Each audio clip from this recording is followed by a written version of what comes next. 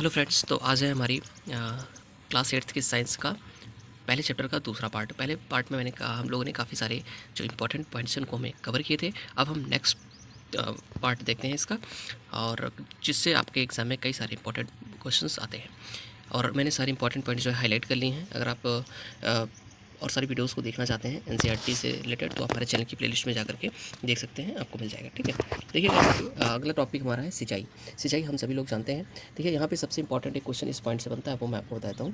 Question ये बनता है कि देखिए, मैं आपको पहले पढ़ के सुना देता हूँ। लिखा है कि पौधों में लगभग 90% जल होता है। पौधों में क्या होता है? 90% जल होता है, और जल आवश्यक है क्योंकि बीजों का अंकुरण शुष्क स्थिति में नहीं हो सकता है। यहाँ से एक इंपॉर्टेंट क्वेश्चन बनता है, तो कई बार एग्जाम में आया हुआ है कि बीजों का जो अंकुरण है वह किसकी उपस्थिति में नहीं हो सकता है। तो उसका ऑप्शन है कि नमी यानी कि जल की अनुपस्थिति अगर है, यानी कि जल अगर नहीं है तो बीजों का अंकुरण नहीं हो सकता। सूर्य का प्रकाश नहीं है तभी बीजों का अंकुरण हो जाता है, लेकिन जल की अनुपस्थिति में नहीं होता है, तो इसको याद रखिएगा।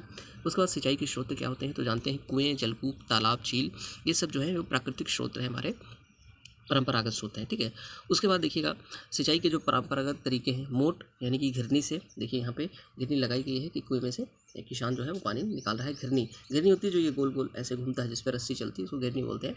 चेन पंप होता है, यहाँ पे देखिए चेन पंप लगा हुआ है, इस तरीके से चेन पंप होता है।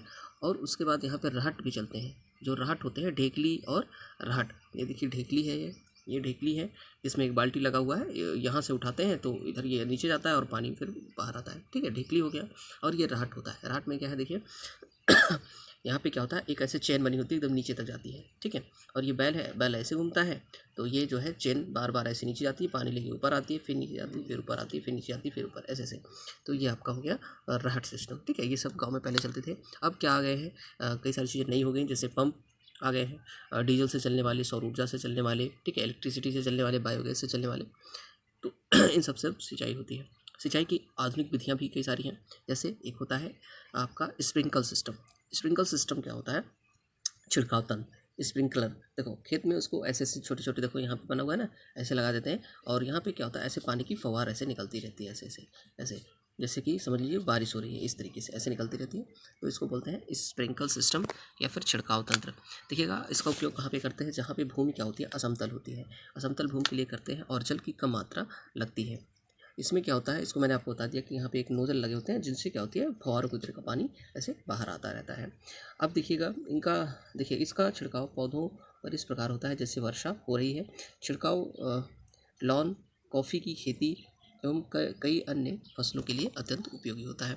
इसको कहाँ पे यूज किया जाता है? जहाँ पे वर्षा जहाँ पे जैसे कॉफ़ी या लॉन में कहीं पे आपने कुछ फूल वगैरह लगाए तो वहाँ पे होती है। उसके बाद अगला सिस्टम है हमारा ड्रिप सिस्टम। ड्रिप सिस्टम में क्या होता है, इसमें पानी जो होता है बूंद बूंद करके निकलता है। देखिए यहाँ पे ड्रिप सिस्टम का आप फिगर दे सकते हैं। इस तरीके से पाइप लगी होती है खेतों में, जहाँ जहाँ पे पौधे लगे होते हैं, और जहाँ जहाँ पे पौधे होते हैं ना, वहाँ पे पाइप में क्या होता है, छेद होता है, थोड़ा थोड़ा होल होते हैं, तो वहाँ से बूंद बूंद करके पानी गिरता है। इसको हम बोलते हैं ड्रिप सिस्टम। क्या बोलते हैं? Drip system. ड्रिप तंत्र कहते हैं फलदार पौधों, बगीचों एवं वृक्षों को पानी देने की सर्वोत्तम तरीका होता है ये। ठीक है, इसमें बूंद बूंद करके पानी जाता है, और पानी भी बिल्कुल व्यर्थ नहीं होता है। जहाँ पे जल की कमी होती है वहाँ के क्षेत्रों के लिए ये बहुत ही उपयोगी होता है ड्रिप सिस्टम।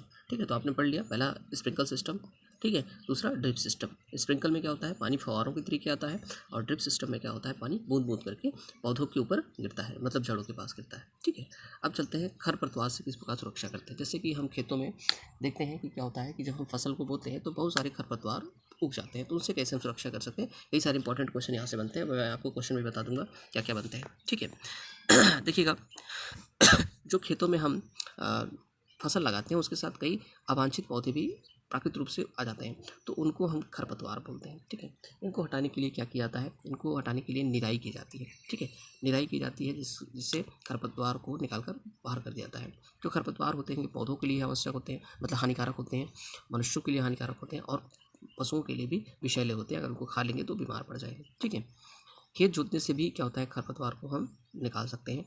ठीक है, मतलब बुआई करने से पहले खेत को जोत सकते हैं। ठीक है, उसके बाद खरपतवार हटाने का सर्वोत्तम समय कब होता है? जब पुष्पण एवं बीज से पहले का होता है, मतलब जब कि बीज पुष्पण एवं बीज बनने से पहले का होता है, उसके पहले ही खरपतवार को हटा लेना चाहिए।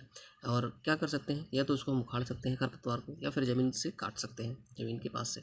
ठीक है, इसके लिए हम खुरपी या हैरो का प्रयोग करते हैं। अब देखिए, खरपतवार के लिए रसायन का उपयोग करते हैं, यहाँ से क्वेश्चन बनते हैं, इसको ध्यान रखिएगा। रसायन के उपयोग से ही खरपतवार नियंत्रण किया जाता है, जिन्हें खरपतवारनाशी कहते हैं। जैसे एक खरपतवारनाशी है 2,4-D, इसको याद रखिएगा। 2,4-D जो है एक खरपतवारनाशी होता है, जिससे हम जो खेत में खरपतवार होते हैं उनको हटा सकते हैं।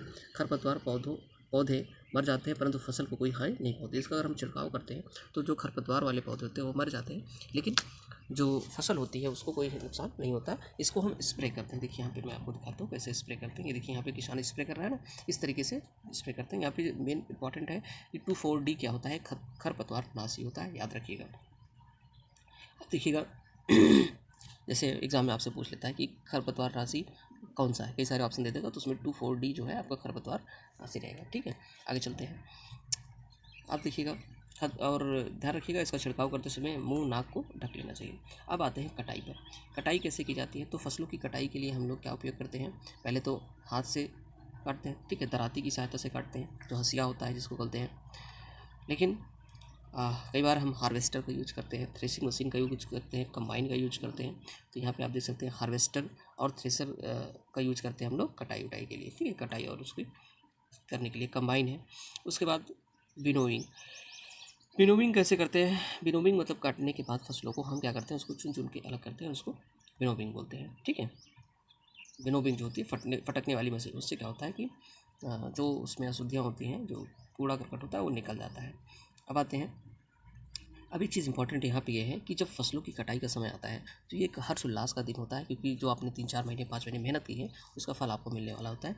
इसलिए अलग अलग जगहों पे अलग अलग त्यौहार मनाए जाते हैं कटाई की ऋतु में। कौन कौन से, जैसे कि पोंगल है, बैसाखी है, होली है, दिवाली है, नावन्या है और बिहू है। ये ऐसे त्यौहार हैं जो फसल कटाई के समय मनाए जाते हैं। अब आगे चलते हैं, भंडारण देखते हैं किस तरीके से हम भंडारण करते हैं। देखिएगा, भंडारण, जैसे हमने फसल की कटाई कर ली तो कटाई के बाद उसका भंडारण भी करना होगा। तो भंडारण के लिए क्या कैसे कैसे करते हैं, अगर भंडारण हम अच्छे से नहीं करते तो क्या होगा, कीट उसको खा लेंगे, चूहे खा लेंगे, उसमें कीड़े पड़ जाएंगे, ख़राब हो जाएगा। तो इसके लिए हम क्या करते हैं, इससे बचने के लिए, जीवाणु से और कवक से बचने के लिए हम उसमें क्या करते हैं, कुछ रसायन मिलाते हैं या कुछ औषधियाँ उसमें डालते हैं जिससे वो सुरक्षित रहते हैं। देखिए यहाँ पे लिखा है, इससे उनकी कीट और पीड़कों, जीवाणु एवं कवक से सुरक्षा हो जाती है। धूप में सुखाना आवश्यक होता है। उसके बाद हम किस में स्टोर करते हैं, इसको हम धातु के बड़े पात्र बीन्स में इसको स्टोर करते हैं। और बीजों का बड़े पैमाने पर भंडारण, याद रखिएगा, इसका किस में करते हैं, साइलो। बड़े बड़े जोगरी होते हैं उनको साइलो बोलते हैं। अभी मैं आपको दिखाता हूँ, नीचे यहाँ पे साइलो, ये देखिए, ये जो बना है ना, अनाज के भंडारण हेतु जो बना है इसको साइलो बोलते हैं। इसे बड़े पैमाने पर किया जाता है साइलो में। ठीक, उसके बाद यहाँ पे आप देख सकते हैं किस तरीके से हम अनाज का भंडारण करते हैं बोरों में भर करके। ठीक, आगे चलते हैं। जंतुओं से भोजन, जंतुओं से भोजन हमें किस प्रकार मिलता है, जैसे कि आपने देखा होगा मुर्गी फार्म होते हैं, ये सारे फार्म होते हैं, तो वहाँ पे क्या होता है, पशुपालन किया जाता है या मुर्गी पालन किया जाता है उससे। अब देखिएगा यहाँ पे बहुत ही इंपॉर्टेंट एक प्रश्न ये है कि मछली, यहाँ पे देखिएगा बहुत इंपॉर्टेंट है, मछली स्वास्थ्य के लिए अच्छा आहार है। इसमें मछली से हमें क्या मिलता है, कॉड लिवर मिलता है, जिसमें विटामिन डी अधिक मात्रा में पाया जाता है। तो बहुत इंपॉर्टेंट है कि मछली से हमें मछली के कॉड लिवर से हमें विटामिन डी प्राप्त होता है। ठीक है, याद रखिएगा। आगे चलते हैं। तो आपका चैप्टर ये खत्म हो गया। यहाँ पे कुछ इंपॉर्टेंट क्वेश्चन है वो मैं आपको बताता हूँ। जैसे खरीफ की फसल, पार्ट 1 में मैंने आपको खरीफ की फसल के बारे में बताया था। तो खरीफ की फसल आपकी कौन कौन सी होती है, धान और मक्का।